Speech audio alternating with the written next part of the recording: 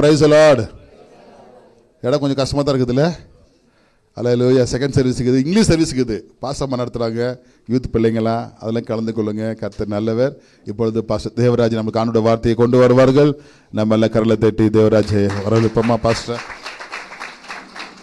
ஒருவேளை ஒரு நிமிஷம் புரியலன்னு சொன்னாக்கா லைவில் இருக்குது, கன்னடா தெலுங்கு அவங்க பேசுகிறவங்களுக்கு இது புரியலனா 100 டைம் வீட்டில் போய் உட்காந்து லைவில் பாருங்கள். சர்ச்சி லைவில் இருக்குது. இந்த வசனத்தை மறுபடியும் ஒரு டைம் கேளுங்க. அல்ல கர்த்தர் நல்லவர்.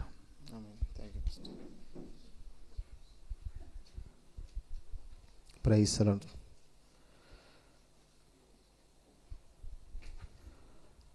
ஆண்டவரும் இரட்சகருமாக இயேசுவின் நாமத்தினாலே உங்கள் யாவருக்கும் அன்பின் வாழ்த்துக்கள். கர்த்தருடைய கிருபையும் அவர் பெரிதான இரக்கமும் உங்களுக்கு பூரணமாய் உண்டாயிருப்பதாக. ஹல்லேலூயா. இந்த காலை வேளையிலே பரிசுத்த ஆராதனைக்கு வந்திருக்கிற யாவருக்கும் இயேசுவின் நாமத்தில் மறுபடியும் ஒரு விசேஷ ஸ்தோத்திரம். அநேக ஜனங்கள் தங்கள் இஷ்டத்திற்கும் வாழ்ந்து கொண்டிருக்கிற இந்த காலகட்டத்தில் கூட ஆண்டவராகிய கர்த்தர் நம்மை ஆராதிப்பதற்காக அவர் சமூகத்தில் கொண்டு வந்திருக்கிறார். ஆமென். வேதம் சொல்கிறது, என் நாமத்தை பிரஸ்தாபப்படுத்த இடத்தில் நான் வந்து உங்களை ஆசீர்வதிப்பேன். ஆமென். எங்கெல்லாம் கர்த்தர் நாமத்தை பிரஸ்தாபப்படுத்துகிறோமோ அங்கே ஆண்டவராக இயேசு கிறிஸ்து வந்து உங்களை ஆசீர்வதிக்க தேவனாக இருக்கிறார். அவர் நாமத்தை நாம் பிரஸ்தாபப்படுத்தும் போது, அவரை நாம் உயர்த்தும் போது, அவர் சமூகத்தில் நாம் ஆராதிக்கும் போது, அவரை பாடல் பாடும்போது, அவரை கனம் பண்ணும்போது அந்த பரலோக தேவன் நம்மை பார்த்து கொண்டே இருக்கிறதாக வேதத்திலே வாசிக்கிறோம். ஆமென். வேதம் சொல்கிறது, கர்த்தருடைய கண்கள் பூமி எங்கும் உலாவி கொண்டிருக்கிறது, அவருடைய கண்ணிமைகள் மனுபுத்திரனை சோதித்தருகிறது. அப்போ ஆண்டவர் பக்தியுள்ளவன் உண்டோ என்று பார்ப்பதற்காக அவர் பரலோகத்திலிருந்து மனுபுத்திரனை கண்ணோக்கினார் என்ற வசனத்தில் வாசிக்கிறோம். அப்போ பக்தியுள்ளவனை ஆண்டவர் பார்க்கும்படியாக வருகிறார். பக்தியுள்ளவன் செய்கிறது எல்லாவற்றையும் கர்த்தர் வாய்க்க செய்கிறார். ஹல்லேலூயா. அப்போ நீங்கள் செய்கிறது உங்கள் வாழ்க்கையில் எல்லாமே கிரியை செய்யணும் அப்படின்னா பக்தியுள்ள வாழ்க்கை வாழ வேண்டும்.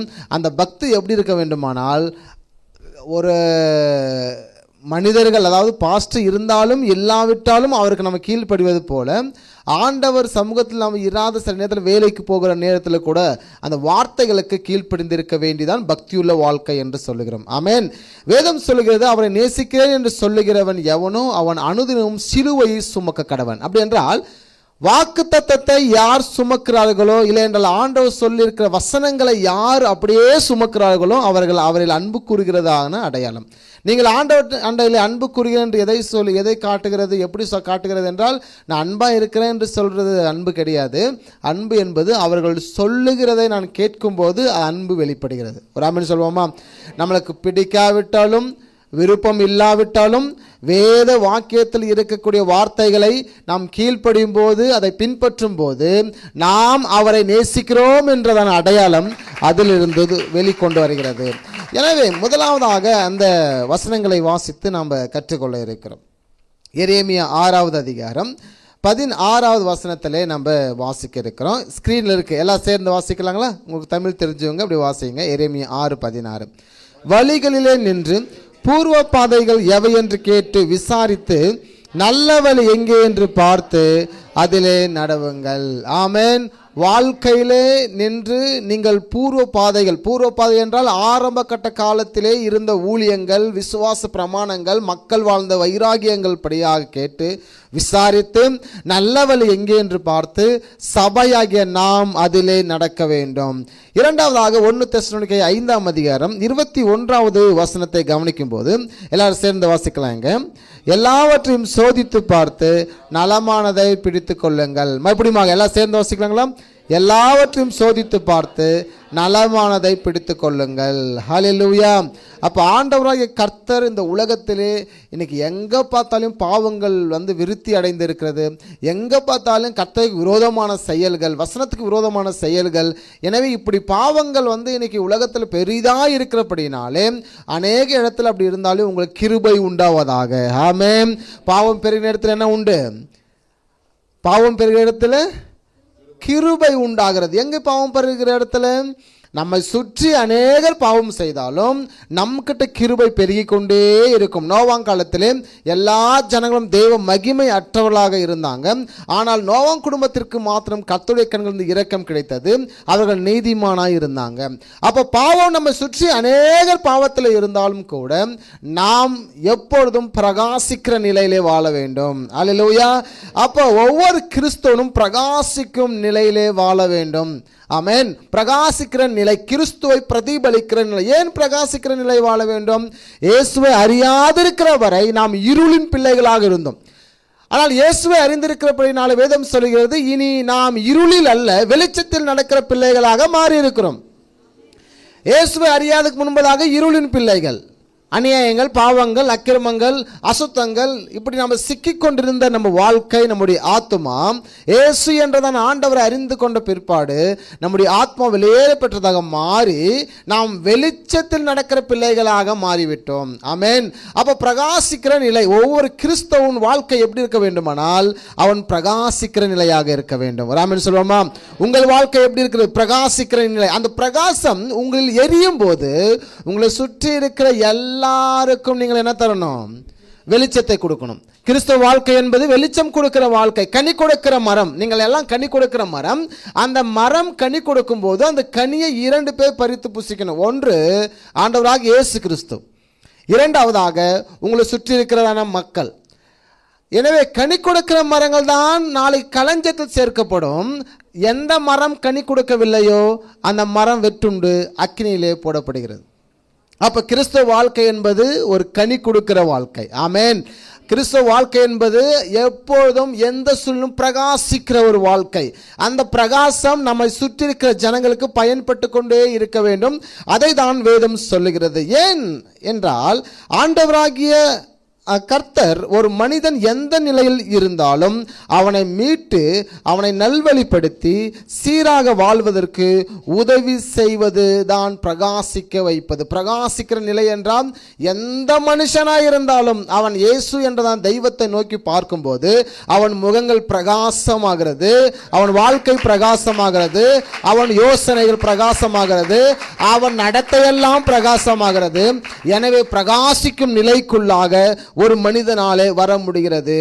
ஏன் அப்படின்னு சொல்றோம்னா, நம்மை உண்டாக்கின தேவன் எப்படிப்பட்டவர் என்றால் பிரகாசம் உள்ள தேவனாக இருக்கிறார், வெளிச்சம் உள்ள தேவனாக இருக்கிறார். அவர் அண்டையில் எல்லளவும் இருள் கிடையாது.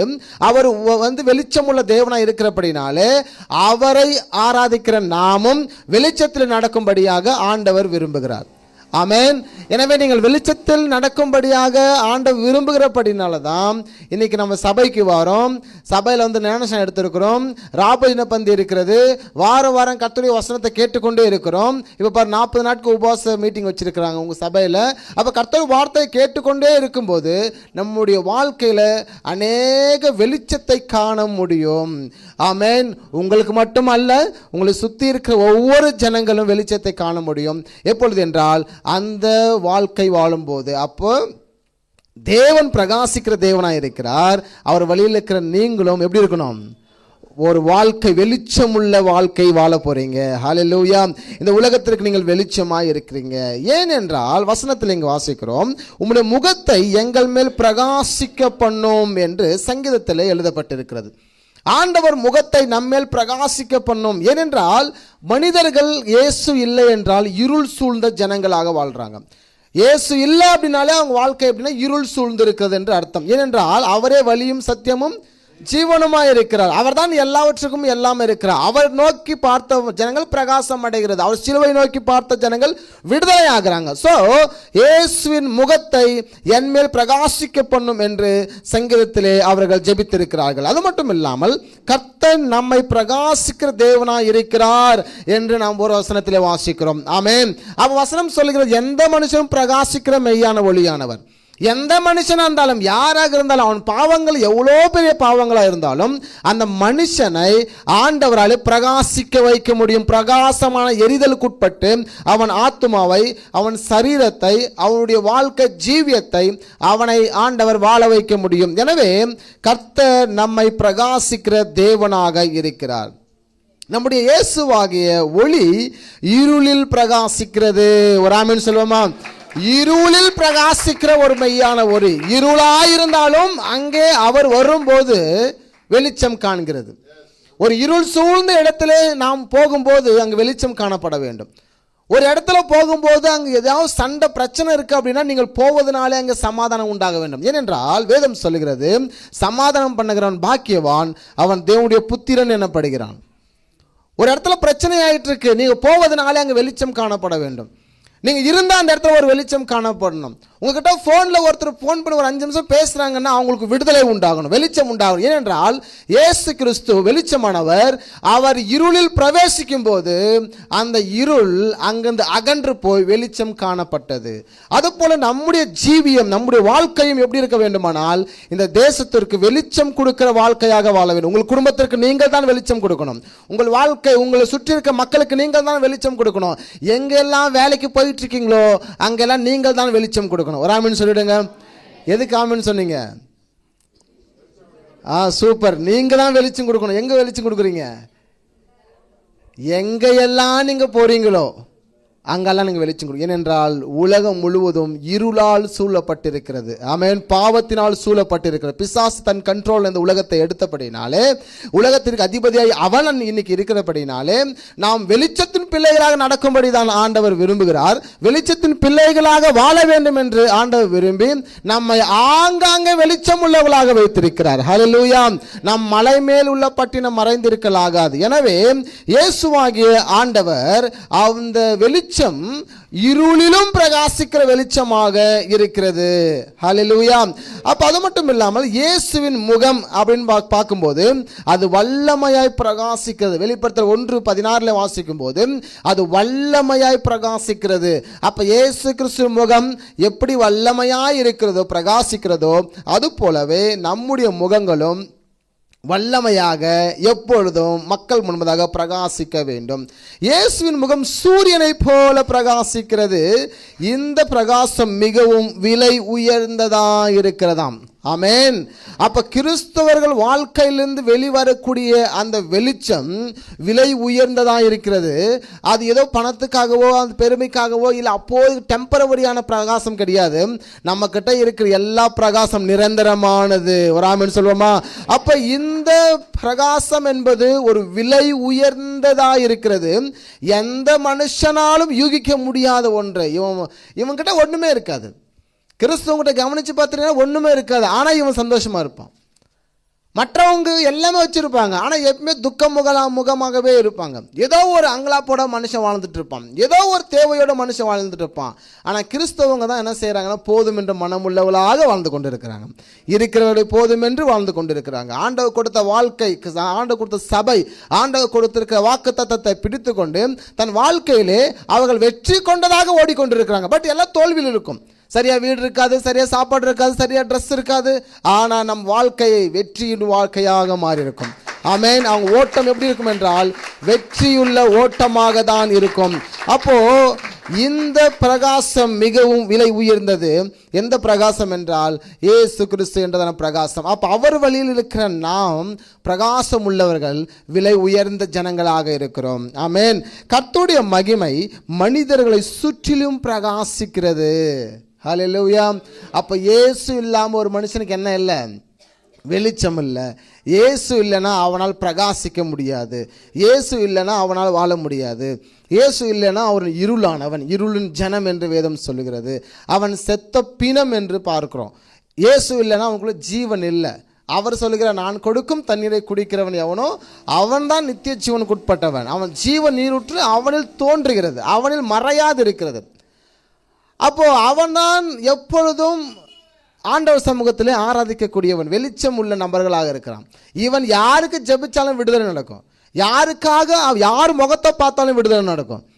ஏன்னா இவன் முகங்கள் பிரகாசமாக இருக்கிறது. இயேசு கிறிஸ்து சாயலாக, இயேசு கிறிஸ்து ரூபத்தின்படியும் இயேசுவை பிரதிபலிக்கக்கூடியவனாக இந்த பூமியில் ஒரு மனுஷன் இருக்கிறான்.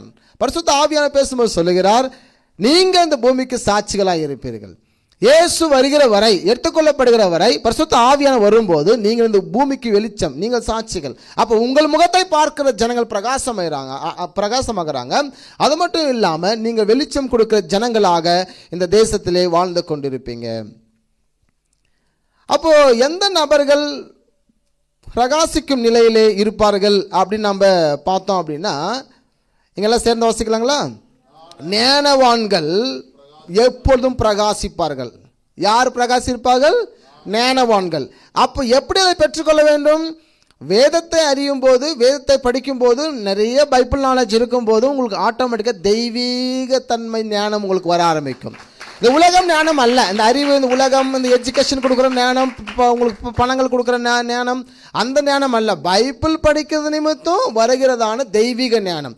அதை நீங்கள் பெற்றுக்கொள்ளும் போது உங்கள் முகங்கள் பிரகாசமாகிறது. மனுஷனுடைய ஞானம் அவன் முகத்தை எப்பொழுதும் பிரகாசிக்குமோ. கவனிங்க. அப்போ உங்கள்கிட்ட இருக்க ஞானம், ஆண்டவர் கொடுக்கிற அந்த அறிவை பெற்றுக்கொள்ளும் போது உங்கள் முகங்கள் என்ன செய்யும்? பிரகாசம் உள்ளதாக இருக்கும். இல்லைன்னு சொன்னால் எப்பவுமே சில பேர் பார்த்தீங்கன்னா அப்படியே மூதேவி மாதிரி இருப்பாங்க. அவங்க முகத்தில் முடிச்சா நல்லா நடக்காதுன்னு சொல்லுவாங்க. ஏன் அப்படி சொல்கிறாங்க? அவங்களுக்கு சரியான அறிவு இருக்காதபடினால. அப்போ வேத அறிவு நமக்குள்ளே இருக்கும்போது நாம் எப்பொழுதும் நம்ம முகங்கள் எப்பொழுதும் கர்த்தருக்கு முன்பதாக ஒரு வெளிச்சம் உள்ளதாக இருக்குது. அது மட்டும் இல்லாமல் ஞானவான்கள் ஒளியை போல பிரகாசிப்பார்கள்.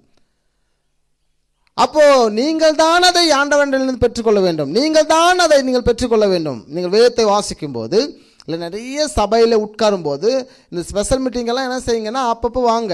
ஏனென்றால் இந்த உலகம் முழுவதுமாக எதை நோக்கி தான் நகர்ந்துட்டு இருக்கு அப்படின்னா, முழுக்க அழிவை மாத்திரம்தான் நோக்கி நகர்ந்துட்டு இருக்கு.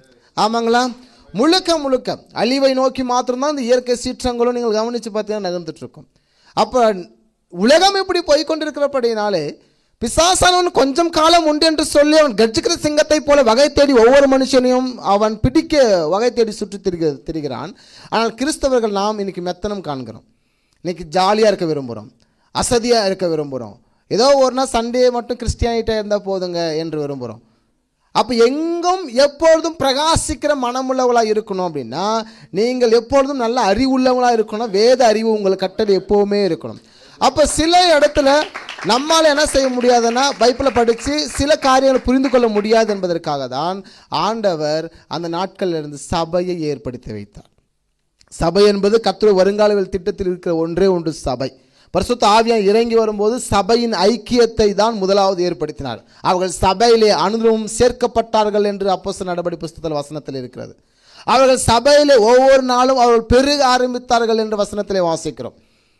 அது மட்டும் இல்லாமல் வீடுகள் தோறும் அவர்கள் அப்பம் பிற்கப்பட்டார்கள் என்ற வசனத்தில் வாசிக்கிறோம். அப்போ சபை மிக முக்கியமானது. சபைக்காக தான் பரிசுத்த ஆவியானவர் இன்று இயங்கிக் கொண்டிருக்கிறார். சபைக்காக தான் நம்முடைய ஆண்டவராக இயேசு கிறிஸ்து மத்திய ஆகாயத்திலிருந்து அவர் வர இருக்கிறார். சபை எடுத்துக்கொள்ளப்பட போகிறது. சபையில் இருக்கிறவன் பாதுகாக்கப்பட்டவன், சபையில் இருக்கிறவனுடைய முகங்கள் பிரகாசமாகிறது. ஹல்லேலூயா. இயேசுவை நோக்கி பார்த்தா நீங்கள் சபையில் இருந்தால் உங்கள் முகங்கள் எப்பொழுதும் அவர் சமூகத்தில் பிரகாசமாக இருக்கும். அது மட்டும் இல்லாமல் யார் ஒருவர் நீதி செய்கிறார்களோ அவர்கள் சதா காலங்களிலும் அவர்கள் முகங்கள் பிரகாசமாக இருக்கும். ஆமென். வேதம் சொல்லுகிறது, நீங்கள் நன்மை செய்தால் உங்களுக்கு தீமை செய்கிறவன் யார்?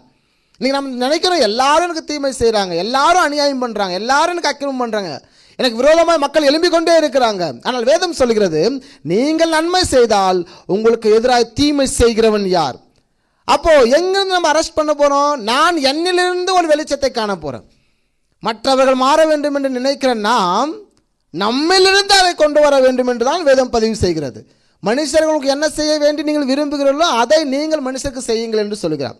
எல்லாரும் எனக்கு உதவி செய்யணும்னு நினைக்கிறோம், பட் நாம் யாருக்கும் உதவி செய்ய மாட்டோம். எல்லாரும் எனக்காக ஜெபிக்கணும்னு நினைக்கிறோம், பட் நாம் யாருக்கும் ஜெபிக்க மாட்டோம். எங்கள் பாஸ்டர் ஏதாவது எனக்கு கொடுப்பாரா அப்படின்னு பார்க்குறோம். நாம் அவர் சைக்கிளில் போனாலும் நம்ம அவரை கண்டுக்க போகிறதில்ல. வேதம் சொல்லுகிறது, மனிதர்கள் உங்களுக்கு என்ன செய்ய விரும்புகிறீர்களோ அதை நீங்கள் மனிதருக்கு செய்யுங்கள். ஆமேன். இதுதான் கிறிஸ்துவ வாழ்க்கை. இயேசு கிறிஸ்து நமக்கு இதை தான் சொல்லி கொடுத்தார். ஆமேன். அப்போ நீதி செய்கிறவன் யாரோ அவன் சதா காலமும் பிரகாசம் உள்ள மனுஷனாக வாழ்வான். ஆமேன். அவன் வாரி இறைத்தும் வாழ்ந்து கொண்டே இருப்பான். கிறிஸ்தவன் என்ற வாழ்க்கை எப்படின்னா அவன் வாரி இறைச்சிட்டே இருப்பான். அவன் என்ன செஞ்சுட்டு இருப்பான்? வாழ்ந்து கொண்டே இருப்பான். சாரிபாத் விதவையுடைய வீட்டில் எண்ணெயும் மாவும் என்ன செய்தது? குறையாதிருந்தது. வாரி இறைத்து கொண்டே இருக்கிற கிறிஸ்தவன் வாழ்க்கையில் அவன் எப்பொழுதும் வாழ்ந்து கொண்டே இருக்கிறான், அவன் திருப்தியை கொண்டே இருக்கிறான். ஏனென்றால் கர்த்தருடைய ஊற்று நம்மில் வேரூன்றி இருக்கிறது. ஆமென். கர்த்தருடைய ஊற்று உங்களில் வேரூன்றி இருக்கிறது, உங்கள் குடும்பத்தில் வேரூன்றி இருக்கிறது, உங்கள் சபையில் வேரூன்றி இருக்கிறது. நீங்கள் எங்கே இருக்கிறீங்களோ அங்கே கர்த்தர் வேரூன்றி நிற்கிறார். அதனால் தோல்வி என்பது உங்கள் வாழ்க்கையிலே கிடையாது. அப்போ நீதி செய்யுங்கள், அப்பொழுது உங்கள் முகங்கள் பிரகாசிக்க செய்யும். அப்போ தேவனின் ஒளி நம்மேல் இருக்கிறது. ஒரு ஆமென் சொல்லுவோமா? கர்த்தருடைய ஒளி யார் மேல் இருக்கு? உங்கள் மேல் இருக்கு. கர்த்தருக்கு பயந்தவர்கள் மேல் நீதியின் சூரியன் உதிக்கும் என்று வசனம் சொல்லுகிறது. அப்போ ஆண்டவர் சமூகத்தில் பயபக்தி உள்ள ஒரு வாழ்க்கை வாழணும். சங்கீதம் 2ஆம் அதிகாரத்தில் வாசிக்கிறோம், நம்ம எப்படி கர்த்தரை ஆராதிக்கணும், பயத்துடனே அவரை சேவிங்கள் என்று வசனம் இருக்கும். நடுக்கத்துடனே அவர் சமூகத்தில் வர சொல்லியிருக்கோம். நம்ம என்ன டைம் சர்ச்சுக்கு வரோம்? 5:30 மணிக்கு சர்வீஸ் ஸ்டார்ட் ஆகுது அப்படின்னா நம்ம 6 மணிக்கு 6:30 மணிக்கு மெதுவாக வாரம் அப்படியே உட்கார்ந்து ஜாலியாக இருந்துட்டு அப்படி போயிடுறோம். வாரம் ஃபுல்லாக உங்கள் வாழ்க்கையின்படி தான் வாழ்கிறீங்க, உங்கள் இஷ்டத்தின்படி தான் வாழ்கிறீங்க, உலக பிரகாரமான வாழ்க்கை தான் வாழ்கிறோம். 1 மணி நேரம் கர்த்தர் சமூகத்தில் உட்காருவதற்கு இன்றைக்கி நம்மளால் ஒப்பு தர முடியும். அன்றைக்கி ஆசாரிப்பு கூடாரத்தில் ஒருவேளை பண்டிகை நடக்கும்போது, ஒருவேளை அன்றைக்கு நாட்கள் பலிகள் செலுத்தும் போது ஒவ்வொருத்தரும் ஆட்டை பிடிச்சிட்டு லைனு கட்டி நிற்பானுங்க. சாயங்காலம் தான் பலி செலுத்தப்படும். காலையிலேருந்து உட்கார்ந்துட்டு இருப்பாங்க, நேற்றிருந்து உட்கார்ந்துட்டு இருப்பாங்க. ஏன்? என் பலி செலுத்தப்பட வேண்டும். செலுத்தப்படும் போது எனக்கு விடுதலை ஆகிறது. அப்போ அந்த பலிக்காக மக்கள் என்ன செய்தாங்க? ஆசைப்பு கூடத்து வெளியே உட்கார்ந்து கிடந்தாங்க, மணிக்கணக்காக உட்கார்ந்துட்டு இருந்தாங்க. இன்னைக்கு 5 மணிக்கு சர்வீஸ் ஸ்டார்ட் பண்ண போகிறாங்கன்னா நாங்கள் 4:30 மணிக்கெல்லாம் உட்கார்ந்துட்டு இருக்கணும். பயத்துடனே கர்த்தரை சேவித்த ஊழியர்கள், விசுவாசிகள் இருந்த காலம் போய் இன்றைக்கி நீங்கள் வர்ற டைமுக்கு வாங்க சாமி நாங்கள் நடத்துகிறோன்ற டைமுக்கு ஆகிடுச்சு. கேட்க முடியல. கேட்டால் நம்ம சபையை மாற்றிடுறோம். கேட்டால் அந்த ஊழியக்காரர் என்ன மட்டும் திட்டுறாருன்னு சொல்கிறோம்.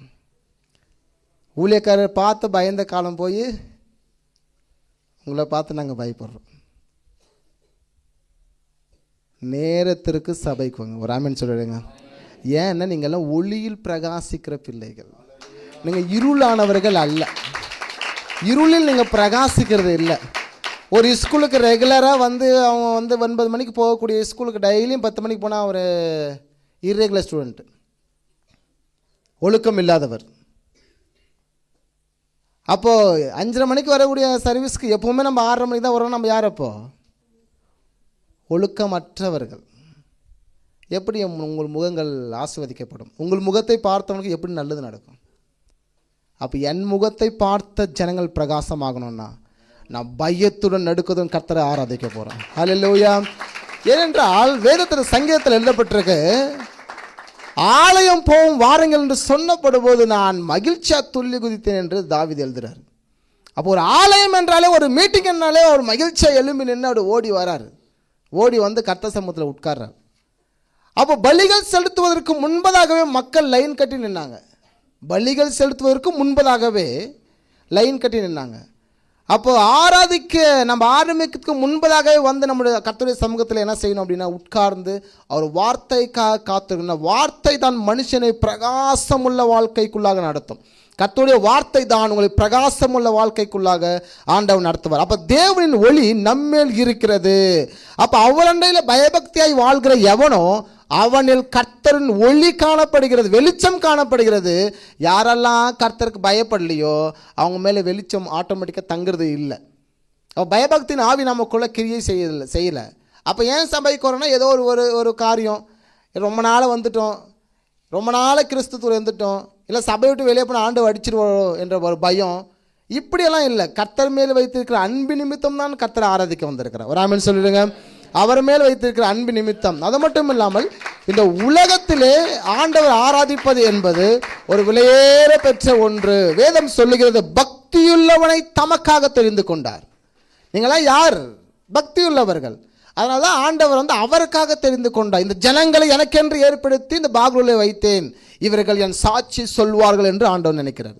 உங்களை ஏன் இந்த ஊரில் வச்சிருக்கிறாரு? தம் ஜனத்தை உண்டு பண்ணினார். தனக்கு ஒரு ஜனம் வேண்டும் என்று விரும்பினார். அந்த ஜனத்தை உங்கள் ஊரிலே உங்களை ஆண்டவர் நியமித்தார். ஏனென்றால் பரலோக ராஜ்யம் ஈஸியானது அல்ல. ஏதோ ரோட்டில் விழுந்து கிடக்கல. அது இடுக்கமான வாசல் வழி. அதை கண்டுபிடிக்கிறதே பெரிய விஷயம். நீங்களாம் கண்டுபிடிச்சு ரொம்ப வருஷம் உள்ளே வந்து உட்கார்ந்துட்டு இருக்கீங்க. அப்போ எந்த நீதியில் நீங்கள் வாழ வேண்டும்? உங்கள் முகங்கள் எப்பொழுதும் பிரகாசம் உள்ள முகங்களாக வாழ வேண்டுமானால் நீங்கள் வசனத்துக்கு கீழ்ப்படிந்து வாழக்கூடிய அனுபவத்துக்குள்ளாக சபை இருக்க வேண்டும்.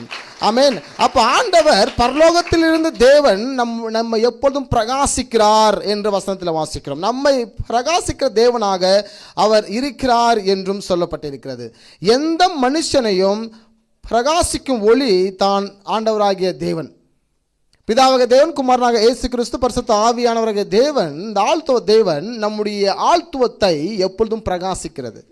நம்முடைய ஆவியை, நம்முடைய ஆத்மாவை, நம்முடைய சரீரத்தை எப்பொழுதும் பிரகாசிக்கிறது. அதனால தான் 1 தெசலோனிக்கே புத்தகத்திற்கு எழுதும்போது பவுல் சொல்லுகிறார், அவர் வரும்போது என் ஆவி, என் ஆத்மா, என் சரீரம் மூன்றும் குற்றமற்றதாய் இருப்பதற்காக நான் காத்து கொண்டிருக்கிறேன் என்றார்.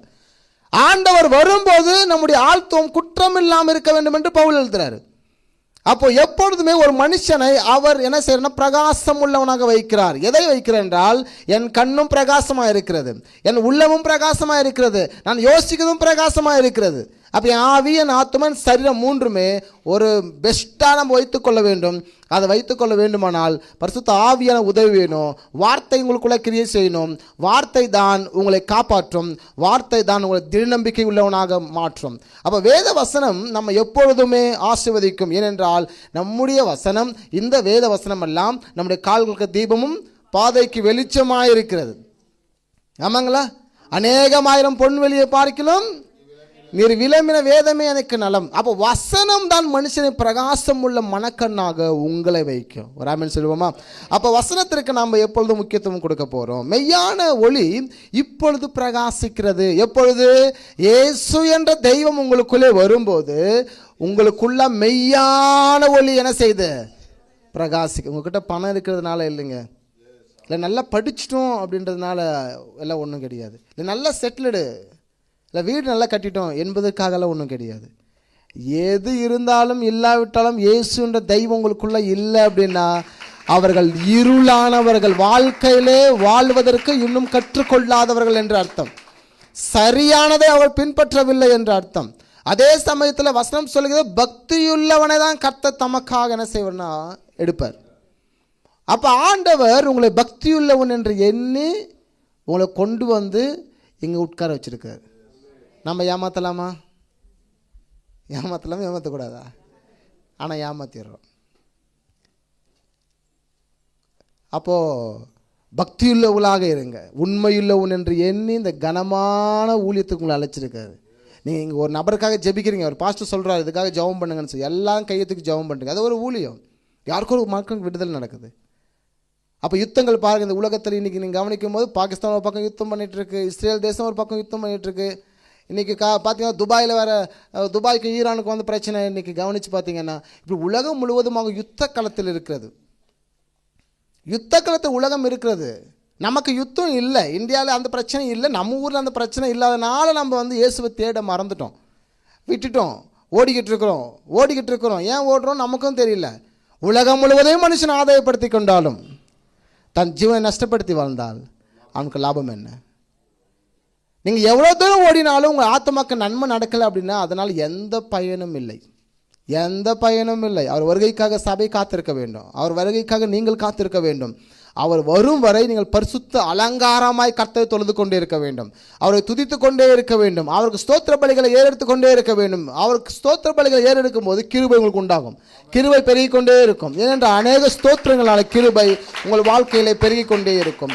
அப்போ ஏசாயா 60:1 கவனிக்கும் போது நீ எழும்பி பிரகாசி என்று நம்ம ஆரம்பிக்குது.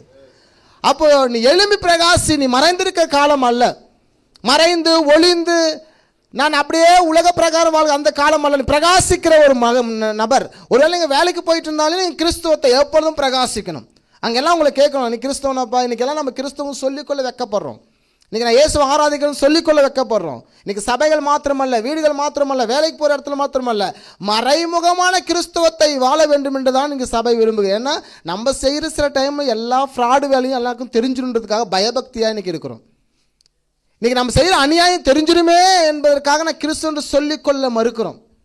ஏன்னா நம்ம சொன்னால் டே எல்லாம் ஒரு கிறிஸ்தவன் கேட்பானே, நம்மளை அறியாமையே நம்ம கிறிஸ்துவன்று சொல்லிக்கொள்ள வைக்கப்படுறோம். அப்படின்னு இங்கே ஏதோ ஒன்று செஞ்சிட்ருக்கீங்கன்னு அர்த்தம்.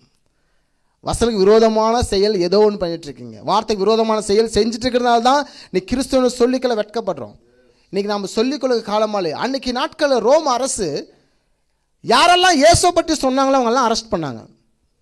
எல்லாம் அரெஸ்ட் பண்ணாங்க. எல்லாம் என்ன செய்தாங்க? இயேசு ஏற்றுக்கொண்டவர்கள் வீடுகள் தோறும் அப்பம் பிடிக்கப்பட்டார்கள். வெளியே போய் யாரும் இயேசுவை பற்றி சொல்ல.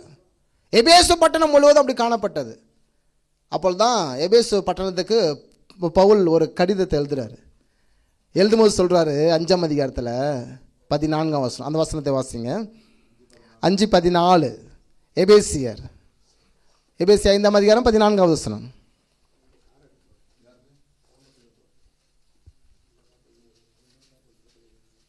எபேசி 5:14. எஸ், ஆதலால் தூங்குகிற நீ விழித்து மரித்தோரை விட்டு எழுந்திரு, அப்பொழுது கிறிஸ்துனை பிரகாசிப்பார் என்றார். போதும். அப்போ இங்கே வசனத்தில் வாசிக்கிறோம், எபேசு பட்டணத்துக்கு எழுதுறாரு பவுல், மரித்தோரை விட்டு எழுந்து வெளியே வா, அப்பொழுது கர்த்தனை பிரகாசிப்பார். எப்போ உங்களை கர்த்தர் பிரகாசிப்பார் என்றால், உங்கள் பாவ அறையிலிருந்து வெளியே வரும்போது, உங்களுடைய எல்லா அக்கிரமத்திலிருந்து வெளியே வரும்போது, உங்களுடைய சாபத்திலிருந்து வெளியே வரும்போது, அப்போ உங்களுடைய மீறுதலிருந்து வெளியே வந்துட்டீங்க அப்படின்னா கர்த்தர் உங்களை என்ன செய்ய போறாரு? பிரகாசிக்க போறாரு. அப்போ எதெல்லாம் நான் பாவம் செஞ்சுட்டு இருக்கேன்னு நினைக்கிறீங்களோ, எதெல்லாம் நான் செய்கிறது தவறாக இருக்கிற மாதிரி உங்கள் மனசை இப்போ சொல்லிட்டு இருக்கோம், அதிலிருந்து நீங்கள் வெளியே வருவீர்களானால் உங்கள் முகங்கள் பிரகாசமாக மாறும். ஆமென். வசனம் அங்கே தெளிவாக இருக்கிறது. ஆதலால் தூங்குகிற நீ மரித்தோரை விட்டு எழுந்திரு, எழுந்திருக்கிறவன் எவனோ அவனை கிறிஸ்து பிரகாசிப்பார் என்று சொல்லுகிறார். ஆமென். அப்போ இயேசு கிறிஸ்து சமூகத்தில் நீங்கள் எழுந்து வந்தால், பாவத்திலிருந்து விடுதலை ஆனால், எப்படி இது முடியும்? என் மீறுதலிருந்து விடுதலை ஆக்கப்பட முடியவில்லையே. எப்படி இது முடியும் என்றால், பலத்தினாலும் அல்ல, பராக்கிரத்தினாலும் அல்ல, கர்த்தருடைய ஆவியினால் இது ஆகும். ஹல்லேலூயா. நம்மால பாவத்திலிருந்து வெளியே வர முடியாது, அக்கிரமத்திலிருந்து வெளியே வர முடியாது, உண்மைதான். ஆனால் என்னால முடியாது, இயேசுவாலே என்னை விடுதலை ஆக்க முடியும். ஆமென். மனுஷனை பிரகாசிக்கிற மெய்யான ஒளியானவர், மனுஷனை விடுதலை ஆக்குகிற கர்த்தர். எனவே அவராலே முடியாத காரியம் என்று ஒன்றுமில்லை. ஆமென். எனவே எழும்பி பிரகாசி. நீங்கள் மறைந்திருக்கிற காலம் அல்ல, எழும்பி பிரகாசிக்கிற காலம். ஆமென். நீங்கள் ஆண்டவருடைய சமூகத்தில் எழும்பி பிரகாசிக்கிற காலம். வேலை போராட்டத்தில், நீங்கள் வீட்டில், சபைகளுக்குள்ளாக எல்லாம் எழும்பி பிரகாசிக்கிற அந்த நாட்களிலே நாம் வாழ்கிறோம். ஓகே, இயேசு நம் இருதயத்திலே என்ன செய்வார்னா பிரகாசிப்பார் என்று நம்ம 2 கொரிந்தியர் 4:6 வாசிக்கிறோம். இயேசுதான் உங்கள் இருதயத்தில் எப்பொழுதும் பிரகாசிக்கிற தேவன். உங்கள் இருதயத்தில் என்ன செய்ய போறார்? அவர் பிரகாசிக்க போறார். ஆமென். அப்போ இயேசுக்கு நீங்கள் என்ன செய்யணும்னா இடம் தரணும். என்ன தரணும்? கவனிங்க. நிறைவு வரும்போது நம்ம கிட்ட இருக்கிற எல்லா குறைவுகள் என்ன செஞ்சிடும்? வெளியே போயிடும். அது போகிறதே தெரியாது. நீங்கள் தான் என்ன செய்யணும்? வசனத்தை படித்து நல்ல காரியங்களை செய்ய ஆரம்பிக்கணும். வேதம் சொல்லுகிறது, நீங்கள் நன்மை செய்தால் மேன்மை இல்லையோ, பாவம் உங்கள் வாசப்படியில் படித்திருக்கும். நன்மை செய்தால் மேன்மை இல்லையோ. உங்கள் அண்டையிலிருந்து ஒன்றை ஒருத்தனுக்கு இலவசமாக கொடுக்குறோம் அப்படின்னா ஆண்டவர் உங்களுக்கு கொடுக்க வல்லவராக இருக்கிறார். ஏன்னா அவரை கொண்டு, அவருக்காக அதை இழக்கும் போது அவரை கொண்டு அவரால் நாம் பெற்றுக்கொள்ள போகிறோம். ஆமென். இயேசுவை கொண்டு இயேசுவாலே அதை பெற்றுக்கொள்ள போகிறோம். அவருக்காக நம்ம இழக்கிறோம். இல்லை, அவர் சொன்ன வாக்கு தத்துவத்துக்காக இழக்கிறோம். உதவி செய்ய சொல்கிறாரு, நான் செய்கிறேன். அவனுக்காக ஜெபிக்க சொல்கிறாரு, நான் ஜெபிக்கிறேன். யோபு தன் நண்பர்களுக்காக ஜெபிக்கும் போது அவன் சிறையிருப்பு மாறினது. ஆமென். அவன் சிறையிருப்பு மட்டும் மாறவில்லை, எதற்காக ஜெபித்தானோ அவர்களுடைய சிறையிருப்பு மாறியது. ஆனால் யோபுக்கு நன்மை தேவை, அவருக்காக ஜெபிப்பதற்கு ஆட்கள் தேவை. அவராலே ஒன்றும் முடியாமல் இருக்கிறாரு, எல்லாம் இழக்கப்பட்டது. அப்போ பிள்ளைகள் கிடையாது, எந்த சொந்தமும் கிடையாது, அவமதிக்கப்பட்டார். ஒரு ஆசாரியன் அவர், ஸோ அவமதிக்கப்பட்டார். ஆனால் அவர் பிறருக்காக ஜெபிக்கிறார், பிற நன்மைக்காக ஜெபிக்கிறார். அப்பொழுது வேதம் சொல்லி இவனுடைய சிறையிருப்பை கர்த்தர் மாற்றி 2 மடங்கு ஆசீர்வாதத்தை கொடுக்கிறதை நம்ம கவனிக்கிறோம்.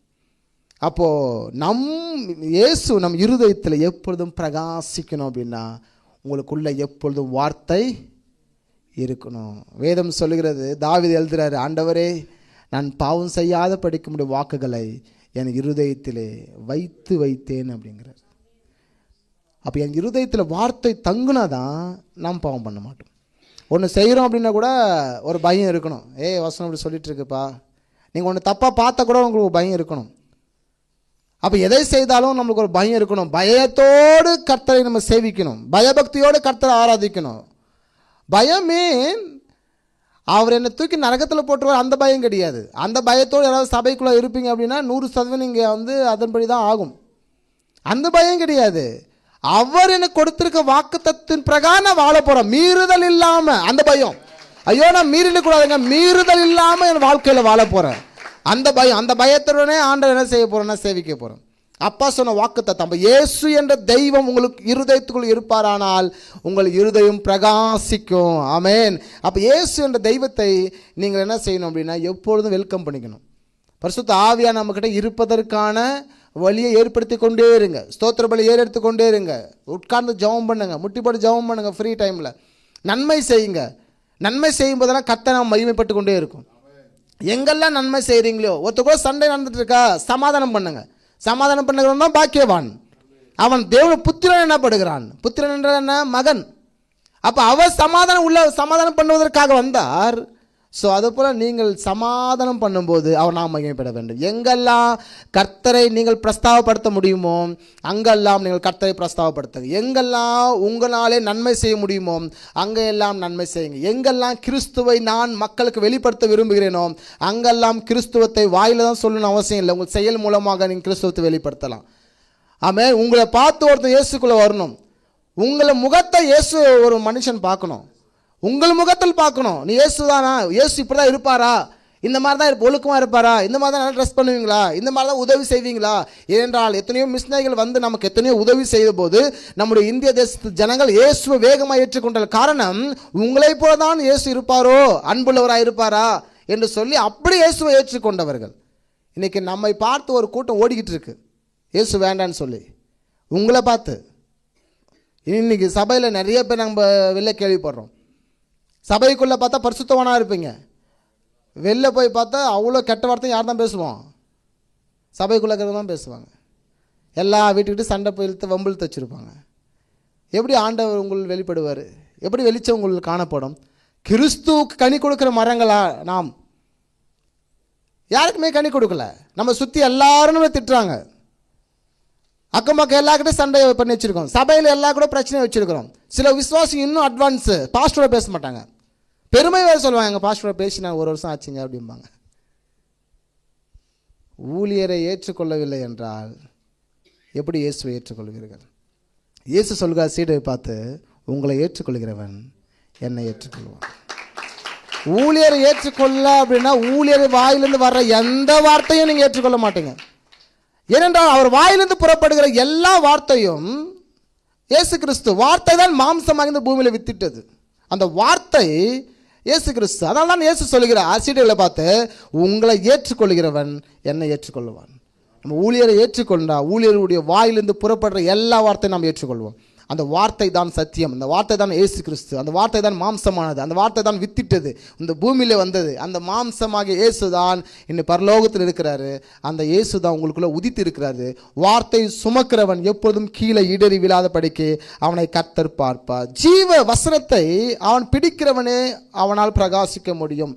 சீயோனிலிருந்து தேவன் நம்மை பிரகாசிக்கிறார். நீதிமானின் வெளிச்சம் மற்றவர்களை சந்தோஷிப்பிக்கும் என்று இருக்கிறது. பாருங்க, அழகா ஒரு வசனம். நீதிமானுடைய வெளிச்சம், உங்கள் வெளிச்சம் மற்றவர்கள் என்ன பண்ணும்? சந்தோஷிப்பிக்கும் என்று இருக்கிறது. ஆண்டவராகிய இயேசு கிறிஸ்து உன்னை எப்பொழுதும் பிரகாசிப்பார் என்று சொல்லியிருக்கிறார். அவர் வார்த்தைக்கு கீழ்ப்படியும் போது, அவரை பின்பற்றும் போது, அவரை ஆராதிக்கும் போது ஆண்டவர் எப்பொழுதும் உங்களை எப்பொழுதும் பிரகாசிப்பார் என்று சொல்லுகிறார். இயேசுவின் நாமத்துக்கு பயந்தவர்கள் மேல் நீதியின் சூரியன் உதிக்கும். மல்கியா 4:2 வாசிக்கிறோம். அப்போ கர்த்தருக்கு பயந்த ஜனமாயிருங்க, பயபக்தியுள்ள ஜனமாயிருங்க, கர்த்தரை கீழ்ப்படுகிற ஜனமாயிருங்க. அது எங்கேருந்து ஆரம்பிக்கணும் என்றால் நம்ம சபையிலேருந்தே ஆரம்பிக்கணும். சில பேர் சொல்லுவாங்க, ரொம்ப புத்திசாலித்தனமாலாம் இருப்பாங்க விசுவாசிங்க, நான் ஆண்டவருக்கு மட்டும் கீழ்ப்படிஞ்சால் போதுங்க, என் ஊழியக்காரருக்கு கீழ்ப்படி வேண்டியது இல்லை அப்படிம்பாங்க. நான் ஆண்டவர் உண்மையாக இருக்கிறேங்க, எனக்கு அது போதும். உங்களுக்கு கண்ணில் முன்னாடி இருக்கிற சகோதரத்தில் அன்பு கூறாதவன் காணாத ஆண்டவரத்தில் எப்படி அன்பு கூற முடியும்? உங்களை சுற்றி இருக்கிற நபர்களோடவே நீங்கள் மகிழ்ச்சியாக இல்லாத போது காணாத ஆண்டவரத்தில் எல்லாம் இதெல்லாம் நொண்டி சாக்குன்னு சொல்லுவாங்கள்ல, அந்த சாக்குங்க, சாக்கு போக்கு. உன்னோட கூட இருக்கிறவர்கள் கவனிங்க, கனி கொடுக்கிற மரங்கள் தான் களஞ்சியத்தில் சேர்க்கப்படும். நீங்கள் எல்லாம் மரம். கனி கொடுக்காத மரமோ வெட்டுண்டு அக்கினியில போடப்படும். கனி கொடுத்தீங்கன்னா நீங்கள் களஞ்சியத்தில் சேர்க்கப்படுவீங்க. கனி கொடுக்கலன்னா மரம் இருக்கும். எங்கே மரம் இருக்கும்? சபையில் மரம் இருக்கும். நீங்கள் எல்லாரும் ஒரு மரம். வார்த்தை விதைக்கப்பட்டது வசனத்தை இன்றைக்கி நீங்கள் மரமாக வளர்ந்து கிடக்குறீங்க. சில பேர் 5 வருஷம் மரம், 10 வருஷம் மரம் விசுவாசிங்க, 20 வருஷம் விசுவாசிங்க, 30 வருஷம் விசுவாசிங்க. எத்தனை வருஷம் மரமாக இருந்தாலும் அந்த மரம் கனி கொடுத்தால் தான் பயன் பெறும். கனி கொடுக்கல அப்படின்னா அது வெட்டுண்டு அக்கினியில் போடப்படும். அப்போ உங்களை நீங்கள் எப்பொழுதும் பயபக்தி உள்ளவர்களாக, கர்த்தருக்கு முன்பதாக பயந்தவர்களாக, நடுக்கத்தோடு கர்த்தரை ஆராதிக்கக்கூடியவர்களாக உங்களை நீங்கள் காத்துக்கொள்ள வேண்டும். பரிசுத்த அலங்காரத்துடனே கர்த்தரை தொழுது கொள்ளுங்கள் என்று வசனம் இருக்கிறது. ஆமென். அப்போ இயேசுவின் நாமத்திற்கு பயந்தவர்கள் மேல் நீதியின் சூரியன் உதிக்கும். கர்த்தர் தம்முடைய முகத்தை உன்மேல் பிரகாசிக்க பண்ணுவார். ஆரோனுக்கு கொடுத்த ஆசீர்வாதம் வார்த்தை இது. என்னாகும் 6:23 அந்த 27, 28 வரை வாசிக்கும் போது ஆரோனுக்கு கொடுக்கிற ஆசீர்வாத வசனம், ஆசீர்வதிப்பதற்காகவே என்றதான ஒரு வாக்குத்தத்தம் தான் அங்கே இருக்குது. அங்கே கர்த்தர் தம்முடைய முகத்தை உன்மேல் பிரகாசிக்க பண்ணு என்று அங்கே பிளஸ் பண்ணுவாங்க. ஊழியக்காரர் ஆசீர்வதிக்கும் போது உங்கள் வாழ்க்கையில் 100% ஆசீர்வாதம் கிரியை செய்யும். ஒரு ஆமென் சொல்லுவோமா? 100% உங்களுக்குள்ள என்ன செய்யும்னா கிரியை செய்யும். லாஸ்ட் ஒன், உன் பாதைகளில் வெளிச்சம் பிரகாசிக்கும். ஆமென். அப்போ இயேசு உங்களுக்குள்ள வரும்போது உங்கள் பாதை எல்லாம் நெய்யாய் பொழிந்திருக்கும். அந்த வசனம் அப்படின்னு சொல்கிறேன். இந்த வசனம் உங்களுக்கு கால்களுக்கு தீபமும் பாதைக்கு வெளிச்சமாக இருக்கிறது. அப்போ இயேசு என்ற தெய்வம் உங்களுக்குள்ளே வரும்போது உங்கள் வாழ்க்கை பிரசன்னமாக ஆசீர்வாதமாக இருக்கிறது. ஆமென். அந்த தெய்வத்தை எப்பொழுதும் நீங்கள் கெட்டியாய் பிடித்து கொள்ளுங்கள். கர்த்தர் வருகைக்கு சபை காத்துட்டுருங்க. உங்கள் முகங்கள் நீங்கள் இருக்கிற இடத்துல நீங்கள் பிரகாசமுள்ள ஜனங்களாக இருங்க. அதற்காக எவ்வளோ இழந்தாலும் பிரச்சனை கிடையாது. இயேசுக்காக இழக்கிறவன் அவரால் அதை பெற்றுக்கொள்வான். இயேசுக்காக நீங்கள் இழந்தீங்க அப்படின்னா நிச்சயமாக அவரால் அதை பெற்றுக்கொள்ளுவீங்க. நிச்சயமாக பெற்றுக்கொள்வீங்க. அப்போ அவருக்காக பிரகாசியுங்க, அவரை கொண்டு பிரகாசியுங்க, அவருக்காக பிரகாசியுங்க. தேசத்தில் நீங்கள் வெளிச்சம் உள்ள ஜனங்களாக, இந்த பாகுலூர் பட்டணத்தில் நீங்கள் வெளிச்சம் உள்ள தெய்வ சந்ததியாக நீங்கள் இருக்க வேண்டும். ஆமென் சொல்லுவோமா? எனவே கர்த்தர் இந்த வாய்ப்பை கொடுத்ததுக்காக கர்த்தருக்கு ஸ்தோத்திரம். பிரைஸ் எல்லாம்.